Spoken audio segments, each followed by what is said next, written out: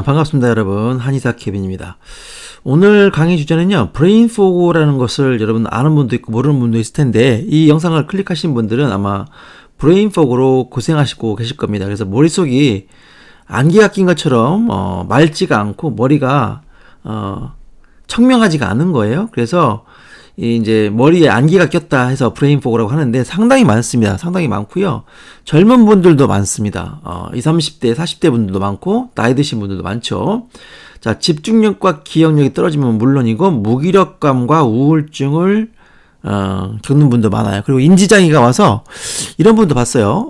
30대 중반 분이셨는데 여자분이 정말 매출이 연 2천억 하는 큰 마스크팩 사장님을 하고 계시는 여자분이셨는데 저한테 하는 말이 앞에 있는 분이 남자인 것 같긴 한데 남자인지 여자인지 확신이 서지 않습니다. 이렇게 말씀하셔가지고 저도 참 이런 증상도 있구나 라고 하고 치료를 해드렸는데 물론 이분도 치료하시고 많이 좋아하셔가지고 지금 업무에 복귀하셔서 잘 지내고 계십니다.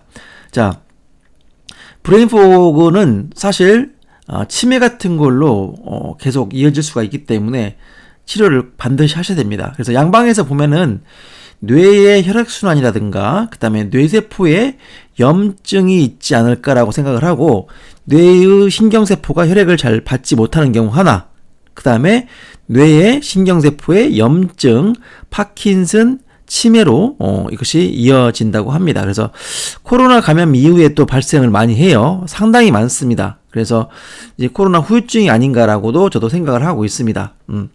그래서 브레인포그 증상을 보면요, 집중력이 저하되고 이해력이 저하되고 단어 생각이 안 난다 이런 말씀을 또 많이 하세요. 그리고 우울증 같이 오시는 분들 많고, 그러니까 우울증이 있으면 기본적으로 약약을 드시면 더 심해지고요. 이 브레인포그가 기본적으로 많이 있으십니다. 불안장애, 공황장애와도 이어진다고 했는데 사실 호흡곤란, 깊은 숨이 안 쉬어지면서 불안장애, 우울증 이렇게 하시면서 브레인포그가 같이 있는 경우가 매우 흔합니다. 이 영상 보시는 분들 그런 분들 많을 거예요. 기억력이 감퇴되고 피로감, 무기력, 머리가 맑지 않으니까 매우 피곤해요. 무기력이 있고요. 그 다음에 사고와 판단이 어렵고 두통, 어지럼증을 동반하는 경우도 있습니다. 자, 신경 실조증이라는 증상도 많은 분들이 이제 고생하시고 계세요. 특히 여성분들 많죠. 갱년기 되시면 이 증상 때문에 고생하시는데 이 자율신경 실조증은 제가 따로 한번 또 다룰 거예요. 지금 준비를 하고 있습니다. 그래서 브레인포그하고 어떤 차이가 있느냐? 자율신경 실조증 중에 하나가 브레인포그입니다. 브레인포그. 여기 보시면 머리가 맑지 않은 거. 자율신경 실조증은 심장이 두근두근하고 기립성 저혈압이 있고요. 어지럽고 위장장애, 불면증, 불안증, 우울증.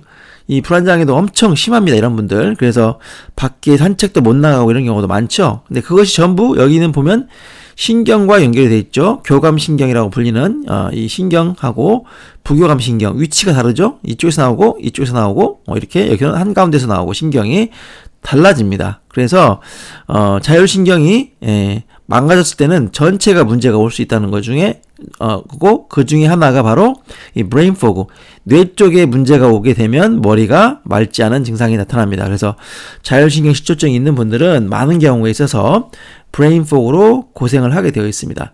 자, 양방의 원인을 다시 한번 제가 설명을 드리자면 이건 이제 양방 의사분께서 뇌 자체의 문제라고 보셨어요. 그래서 뇌로 혈액순환이 안 되고 뇌세포에 염증이 있다 이렇게만 이제 설명하셨는데 제가 보는 관점은 이렇습니다. 한의사 케빈의 관점은요, 뇌도 하나의 구조물에 지나지 않습니다. 저는 뇌를 심장이나 간이나 위나 췌장, 소장 이렇게 보는 거예요. 자, 그런 관점을 두고 뇌가 위장이라고 생각하고 이 내용을 보시기 바랍니다. 자, 산소와 혈액, 영양 공급이 충분히 전달되어야 한다. 즉, 이 말과 같죠? 자, 뇌의 혈액순환 장애가 있는 것은 저도 동일합니다. 양방과 일치하죠. 자, 신경 전달이 원활하게 이루어져야 한다. 자, 우리가 위장으로 가는 신경이 등에서부터 눌리면 위장이 제대로 신경 전달을 받지 못하기 때문에 이렇게 위장이 움직여야 되는데 그 기능이 떨어지겠죠. 신경은 그런 역할을 하기 때문에요. 운동신경 있지 않습니까? 그렇죠? 그래서 뇌도 당연히 신경 전달이 잘 돼야 되는데 잘 되지 않는 거죠. 그러면 뇌로 가는 신경은 어디서 나오죠? 바로 이 경추에서 나옵니다. 경추. 그래서 경추 쪽에서 신경이 올라가기 때문에 경추가 틀어진 분들이 많아요. 요즘 핸드폰 보시느라고 일자목, 거북목, 목뼈가 좌우로 틀어진 지그재그목, 그죠?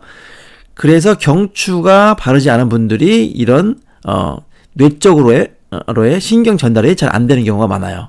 그래서 또한 뇌에서 생성된 활성산소와 노폐물이 원활하게 배출되어야 됩니다. 그리고 뇌에 영향을 주는 것은 특별하게 또 뇌척수액이라는 게 있어요. 보통은 혈액으로만 영향을 주지만 뇌는 너무나 중요하기 때문에 뇌의 충격을 흡수하고 또 뇌에 영향을 추가로 주기 위해서 뇌척수액이라는 게 있습니다. 그래서 그 흐름이 자유롭고 정상 속도로 흘러가야 되는데 많은 경우에 있어서 척추가 틀어지면서 이 뇌척수의 흐름이 느려집니다. 그러니까 뇌에 영향이 덜 되겠죠? 그 다음에 뇌에서 나오는 노폐물을 제거하는데 문제가 생깁니다. 자, 뇌압이 차지 않게 뇌의 동맥혈과 정맥혈의 흐름이 정상적이어야 한다.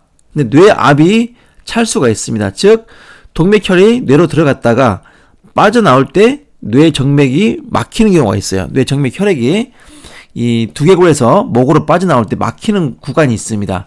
그쪽에 병목 현상이 생긴 거죠. 그렇게 되면 뇌압이 피가 안 빠져나가니까 높아지겠죠. 뇌압이 차시는 분들도 상당히 많아요. 그래서 이런 부분 되게 중요하죠. 자, 두피가 압박되는 경우도 있어요. 두피를 눌러보면 아픈 분들 많습니다. 모상건막도 딱딱해지고 하면 결국 뇌를 압박해요. 그러면 뇌가 답답해지죠.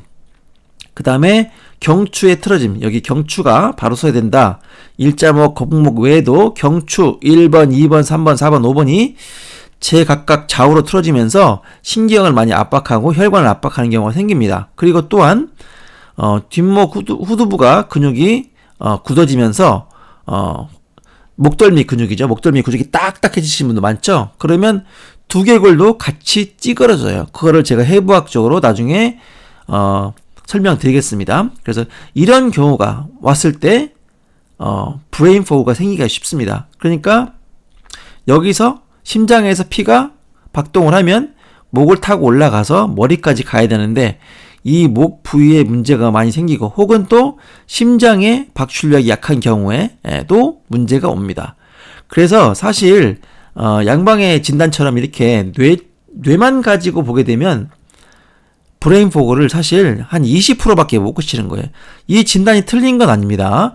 신경세포에 염증이 생기는 경우, 혈액을 못 받는 경우 전부 브레인 포그를 유발하는 원인이 돼요. 하지만 좀 더 자세하게 이 구조의학의 입장에서 봤을 때는 이렇게 다양한 문제를 갖고 오는 분들이 대부분이고 이런 부분을 동시에 치료했을 때 많은 분들이 브레인 포그에서 쉽게 해방이 되더라. 저는 그걸 임상적으로 경험을 했거든요. 그래서 브레인 포그 때문에 고생하시는 분들은 이것이 더 많은 원인이 이렇게 있다라는 걸 설명드리고 이 각각에 대해서 제가 지금 영상을 만들고 있습니다. 하나씩 1강, 2강, 3강 쭉 한 10강까지 나올 것 같아요. 그걸 쭉 보고 오시면 내가 왜 브레인 포그 때문에 고생하시는지 충분히 아시게 될 겁니다. 그 첫 번째 1강 오늘 이렇게 해서 마치도록 하겠습니다. 감사합니다.